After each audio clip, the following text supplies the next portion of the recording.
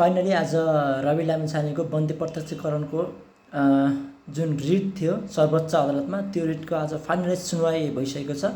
वादी प्रतिवादी र जाहेरकर्ताका तर्फबाट चाहिँ धेरै कानुन व्यवसायीहरूले बहस गर्नुभयो। त्यो बहस आज सकिएको छ र केही समयपछि आदेश आउने भनेर भनिएको छ।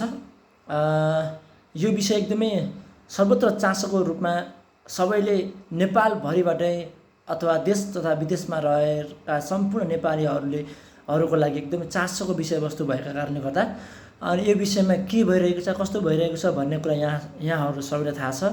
अनि वास्तवमा आजको आदेशले चाहिँ अब कस्तो किसिमको परिणाम ल्याउला अथवा रवि लामिछानेलाई थुनामुक्त गराउला या थुनामै राख्ने आदेश आउला, के छ तपाईँको विचार होइन?